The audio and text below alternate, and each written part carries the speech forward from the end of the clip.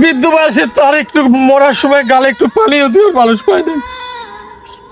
আমার সন্তান আমি ওই রকম শিক্ষিত বানাবো না যে সন্তান বৃদ্ধ বয়সে মা বাবার খেয়াল রাখে না। এ রাফিন স্কুলে যাবি না? স্যার আজকে স্কুলে যেতে কইছে, চল। ওরে না রে, আমার ছেলে স্কুলে যাবে না। তুই স্কুলে যা, স্যারকে যা কবি যে ওই রাফিনির বাপ রাফিনির স্কুলে আসতে দেয় নাই, বুঝতে পারিস? যা চলে দাদা।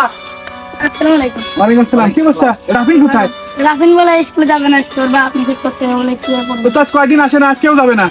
আচ্ছা তুমি স্কুলে যাও, আমরা যাই। তাহলে আমরা বাসায় যাই, দেখি আর বাসায় যাই দেখে আসি কি অবস্থা। যাও যাও, তুমি চলে যাও। আমরা আসতেছি, যাও। বাজান চলো চলো, মাঠে যাই, হাঁটো, মাঠে যাতে হবে। আবার না, আমি স্কুলে যাবো, মাঠে যাবো না। ওরে তুই স্কুলে গেলে মানুষ হতে পারবি দে, তুই চল চল চল, মাঠে যাই, মাঠের কাম শিখে মানুষ হবি, তুই হাঁটেন। আব্বু স্যার আমার যাতে কইছে স্কুলে যাবো। আরে বাবু, স্যার তো জাতি কয়েছে, ও গেলি তো বেশি শিক্ষিত হলে কি মানুষ মানুষ হয় রে। ও বাজার তুমি হচ্ছে চলো, ওই মাঠে যাই, দুই ব্যাপারটা কাজ কাম করে তুমি আর কাছে কাছে থাকি। আব্বা চলো মাঠে চলো, হাঁটো। এই তো হাফিজ ভাই। সালাম আলাইকুম ভাই। ওয়ালাইকুম আসসালাম, স্যার ভালো আছেন? আচ্ছা আলহামদুলিল্লাহ, আপনি ভালো আছেন? আলহামদুলিল্লাহ ভালো আছি। আপনার ছেলে তো খুব ভালো স্টুডেন্ট, ওটা স্কুলে পাঠাচ্ছেন না কেন? ও স্যার, আমি ওরে স্কুলে পাঠাবো না তো। কেন স্কুলে পাঠাবেন না কেন? ওরে আমি কৃষক বানাবো, ওর আমি অত শিক্ষিত বানাবো না স্যার। কেন, কি সমস্যা ভাই? সমস্যা হচ্ছে এই, এত শিক্ষিত বানা কি হবে? এ সন্তান তো বেশি শিক্ষিত হলে আমার কাছে থাকবে না, বৃদ্ধ বয়সেও তো আমার দেখতে পাবে না। আপনারা কে বলছে এগুলা? আমার কি বলছে, ওই যে আমি লোকের মুখে শুনতেছি, একটা বৃদ্ধ মা বলে ঘরের ভিতর 7 দিন ধরে মরে পড়েছিল।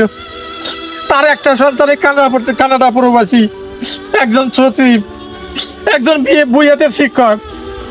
সেই বৃদ্ধ মা ঘরের ভিতরে মরে পড়ে রয়েছে 7 দিন। বৃদ্ধ বয়সে তার একটু মরার সময় গালে একটু পানিও দিয়ে মানুষ পায় না। আমার সন্তান আমি ওই রকম শিক্ষিত বানাবো না যে সন্তান বৃদ্ধ বয়সে মা বাবার খেয়াল রাখে না।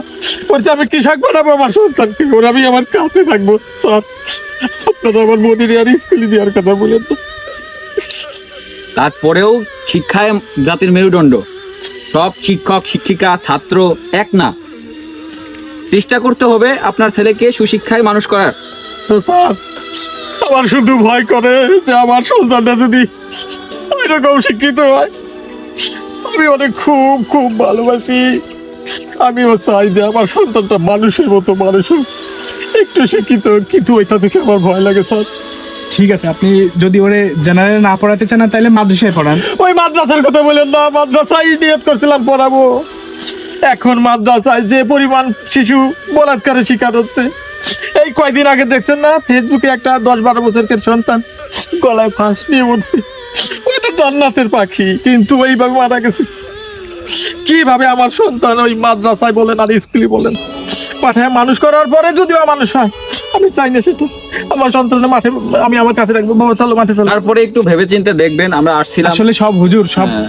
শিক্ষক তো একরকম হয় না। না না, এটা আপনি একটু ভেবে দেখবেন কিছু জিনিসটা। লোকই আসলে থাকে পশু। ওরা তো মানুষ না, ঠিক আছে। ওরা শিক্ষা আছে কিন্তু ওরা সুশিক্ষিত না, ওদের ভিতর মনুষ্যত্ব বোধ নাই। একটু ভেবে দেখবেন, সবাই সব কাজ ভালো সম্পূর্ণ পড়াশোনা করতে করে পারে। একটু ভেবে দেখবেন, ও ক্লাসের ফার্স্ট বয়, একটু ভেবে দেখবেন। ঠিক আছে, আর আপনার কথাগুলো আসলে অনেক মানে ভালো লাগলো আসলে। তো ভাই, এটা তো উল্টাটাও হইতে পারে যে আপনার ছেলে পড়াশোনা করে মানুষের মতো মানুষের সমাজের উন্নয়নমূলক কাজ করবে। সমাজের উন্নয়নমূলক কাজ করার জন্য তো একজন শিক্ষিত লোকের দরকার। যেমন ডাক্তার গরিব মানুষের চিকিৎসা করতে পারবে, উকিল গরিব মানুষের পক্ষে আইনের লড়াই করতে পারবে। একটু ভেবে দেখবেন, ও কিন্তু খুব মেধাবী, ক্লাসের একরোল, ওরে আপনি স্কুলে পাঠান। এসব সবার দেখে, অমানুষদের দেখে সবার প্রতি আপনি মুখ ফিরিয়ে নিয়েন না। বাবা ভাইজান, তাহলে স্যার হ্যাঁ আপনার কথা ঠিক আছে স্যার। তাহলে আমি আমার মনের স্কুলে পাঠাবো। বাবা হ্যাঁ, যাও যাও যাও, শোনা তোর বলে ড্রেস পরে চলে আসো। চলে আসো, ঠিক আমি আছে? আমি একাই মাঠের কাজ করবো, আমার বাবারাই মানুষের মতো মানুষ করবো। স্যার সেটা আপনাদের ভালো ধন্যবাদ। লাগলো, অনেক ভালো লাগলো। ঠিক আছে, ভালো থাকবেন ভাই। হ্যাঁ, স্যার আমার তো আর কিছু মনে করি না না না, ঠিক ঠিক আছে, আছে, আপনি যা ঠিক আছে। বলছেন এগুলো ঠিক আছে। এগুলো ঠিক আছে। আল্লাহ সবাইকে হিদায়াত দান করুন। ঠিক আছে স্যার। স্যার আপনি আপনার আমার মনের দিকে একটু খেয়াল রাখেন স্যার। অবশ্যই অবশ্যই। আচ্ছা স্যার।